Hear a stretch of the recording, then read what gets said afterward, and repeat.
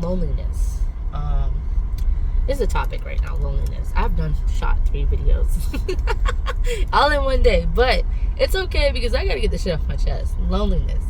I've always been alone, so being alone doesn't scare me.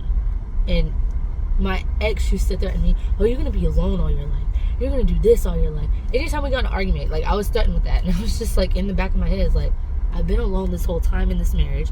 I've been alone the whole time in my childhood with my childhood trauma. I've been alone my whole time at college, figuring out shit, doing shit alone, because I don't let people get close to me, because people always fucking disappoint me, because no one has the common courtesy or consideration for me that I do for them, especially if I care about them. Nobody. All right. So as I'm having this thought while driving, right, I've come to the conclusion the reason why I feel this way is based on a lot of my childhood trauma, right? So in my childhood, I was forced to feel isolated and alone from all of my family members. And this is probably one of the reasons why when family gatherings happen, I run. Like, unless I feel like going and I have the mental capacity to deal with it, then I'm going to go. If I ain't got the mental capacity to deal with being around everybody, I'm not going. They know that. Listen, I've already told them from the get-go, that's how I'm operating. Fuck it. But it stems from a lot of childhood trauma. The first thing and foremost, like, I was bullied a lot. Like, I have a big family. I was bullied a lot by my older female cousins. One threw me through a glass table. My younger female cousin threw a fork in my head, which I will never live down. Me and her, we have a decent relationship now, but still, I wouldn't even say it's a decent relationship. I mean, like, I'm cool with her now, but, like, it is what it is. We don't talk all the time. We barely talk because she's in, like, 4 states away, or across. I'm on the East Coast, she's on the West Coast. However, she threw a fork in my head. I'll never live this down. And people who try to disrespect me in the family, they always bring it up. Be like, be careful how you talk. I'm going to throw a fork in your head. Cool. Like, that was just brought up, like, not even a week ago. And I looked dead in my mom's face. I said, I'm 34 years old. You think back then, I was a child. You think just because you my mama, I'm going to let you do that to me? Fuck out of here. I said, tread lightly. Tread fucking lightly. Okay? But anyway, back to the main story. That's a whole nother fucking conversation with that, on the reason why that happened. But my childhood trauma, right? So, bullied constantly by my older female cousins. Bullied constantly because I was a tomboy and I wasn't a pretty girl. Bullied constantly because nobody wanted me around them. Abuse, as in, like, thrown through a glass table, fork in my head, constantly fighting.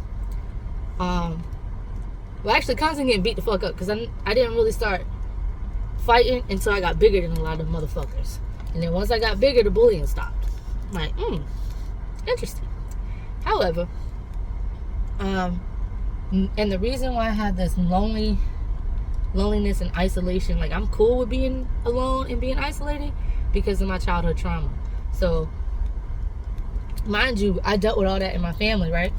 Now, let's do a deep dive into, like, my actual family. So, growing up, majority of the time, my siblings isolated me. The biggest isolation was my second oldest sister. My dad is outside working, so he's probably going to disturb this video. Maybe. Possibly. He probably will. So the biggest isolation was from my second oldest sister. And, you know, as being the youngest, you looking up to your older sister like, yo, you cool as fuck. I like your energy. Blase, blase. And, you know, but they don't want to hear that shit. They be like, oh, you copying me. Get away from me. Like, anytime I would sing a song and she was singing the song at the same time, she would turn that shit down like, I don't want to hear you sing.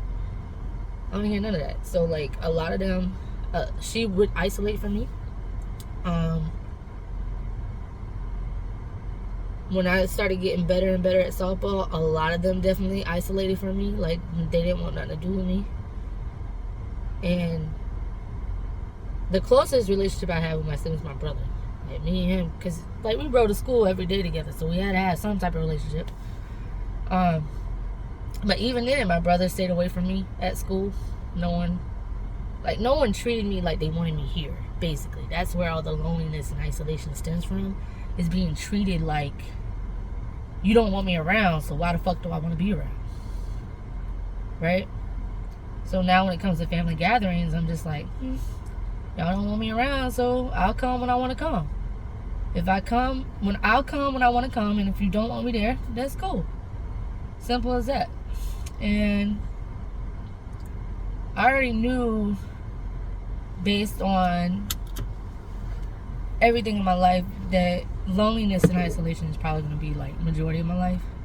So when I got to marriage, I was like, cool, it's going to be different. I have somebody in my life who genuinely would care. Wrong. Someone who would love me forever. Wrong. Nah, marriage just made me even more isolated and more alone. Especially now. For one, going through a divorce, all them people you think you're friends, they're not your friends. They just there for the drama. They're there to eat the popcorn and watch the show. They're not your friends at all. Because if they were genuinely your friends, they would check up on you. They send you a message and check up on you, but they don't. And mind you, I deleted probably 200 to 250 people off my social media after my divorce, because I knew they were not my friends. They were his friends. Now, some people did stay, and I always said this: if someone added me back to be my friend, I would give them a chance. But if they were adding me back just to be messy and be in my business, I'm not gonna give them that chance. I'm not. And I know the ones who are gonna be messy and in my business. So when I got married, I was like, oh my God, I'm not gonna be alone no more. My whole marriage I felt alone, even more alone, because now I'm being isolated from my family that already made me feel alone. And I don't feel included in his family because there was always some comment about me not being good enough, or me not being the right color skin, or me not being this, that, and the third. There was always some fucking comment. Now, at first, they were inclusive at first, but over the long run, when we kept having problems or some shit kept popping up, they were like, nah. And then the only one in his family I still talk to is his grandma, because she's a sweetheart. And, I love Yaya. Yaya, my dog. But when you live in a life, right? And you're made to feel alone in your life from fucking 7 years old all the way to 34. That's a problem. That's a problem. And the common denominator in all of them are you. But then at the end of the day, you, and you have to tell yourself, it's not me, because I would never treat me like this. I would never do this to me. But people keep doing this to me. Every one of them. Then come friends. If my friends make me feel alone, they're not my friends. I only have like a solid, I would say solid 4 friends. That's it. That's all I got. And when I hang out with them, I don't feel drained. They pour into me and I pour into them. They let me be me. They let me enjoy my time with them. We laugh. It's fun. 4 friends. Now, I think it was Robin Williams. Was it Robin Williams? Robin Williams died of suicide. If you don't know who Robin Williams is, he died of suicide. He's like, the worst thing that you can be around is people who make you feel more alone than you already are. And that's how it's felt my whole life. People have made me feel alone since my fucking birth. So when people ask, hey, Jim, why don't you go out? Why? Y'all don't want me here. Y'all don't give a fuck. Jim, why don't you conversate more? Why don't you reach out more? Why? When I cried them fucking tears for a year and a half, none of y'all bitches reached out to me. Except for my core, my four. My 4 good friends reached out to me. None of y'all fucking bitches reached out to me. And at the end of 2024, I said, I'm going to stop reaching out to people. I'm going to stop. And I stopped reaching out to people.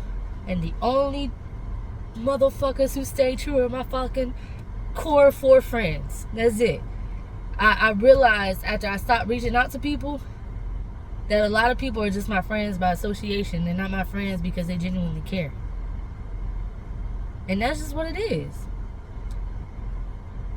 So when people are like, they fear loneliness, I'm sitting over here like, loneliness is all I know. It's all I know. In 34 years of my life, it's all I know. I think there was only one time in my life I opened up about feeling alone. Was when I went to college and I played softball. I told my teammates, I feel alone all the time. And my teammates like, well, we try to include you, but you keep saying no. Because that's things y'all want to do. I don't want to do those things. I don't want to go and get drunk out my fucking mind and go fuck everybody. I don't want to do that. That's what y'all want to do. Can we do like some constructive fun? I don't know, play fucking cards. I don't know, play a board game, go bowling, do some fucking activities. Y'all just want to drink and just go fuck everybody? That's what y'all want to do? I didn't say that to them at the time. I just said, fuck this shit, dog. It ain't gonna change. I've been alone my whole life. Ain't gonna change here. I'm gonna be alone here too. So cool. It is what it is. You born alone, you die alone. And it sucks to suck. And a lot of people who go through like anxiety, depression, and what I go through, it's because they feel alone. It's everybody in their life has made them feel alone. I'm overly, hyperly independent because people, there's not been, anytime I needed somebody, nobody showed the fuck up. There's not been one time in my life someone has showed up when I either got in trouble, needed somebody to help me, or needed extra cash. No one. I've had to figure it out on my own. So when you sit here and say, Jen, I don't fucking like you, bitch, I don't give a fuck. I don't. I've been alone my whole life. I've been around loneliness my whole life. You think you not liking me, I care? Bitch, I don't care. The fuck? I don't. When you say, Jen, why you isolate when you go through yourself? Because that's the only way I can fucking heal. That's the only way I can get myself back to going to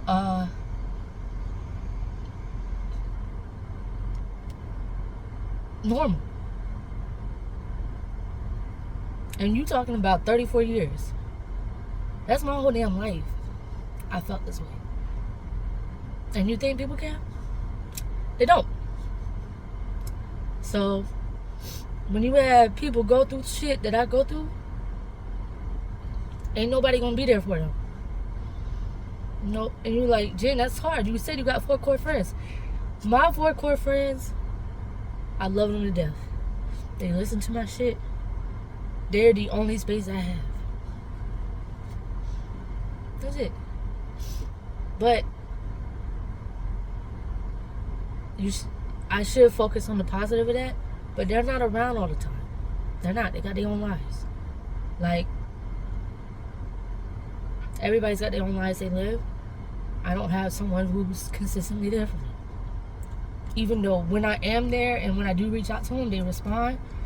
But they're not consistently there. And that's just what it is. So, when you go through a lonely life, you have no choice but to be strong and to be there for yourself. Because that's what it is. It's the only way you survive. You either give up and you go into the darkness, or you learn to be there for yourself and not count on others. So, that's where I'm at. love, peace, and chicken grease. That's it. So if you are alone in this world, or you feel lonely in this world, just know you're not the only one. There's other people out here who's been through some trauma and shit and feel the same way. Only suggestion I got to combating loneliness is really loving yourself and self-care. That's really the truest love out there. Because you can't, people are not going to make you happy. Simple as that. People are not going to make you happy. So, you got to learn to make you happy. And you got to love yourself enough to do that. So, love, peace, and chicken grease. I'm out. I'm going to go eat breakfast. Put some hot sauce on this breakfast wrap. And go from there. All right, toodles. Thanks for listening.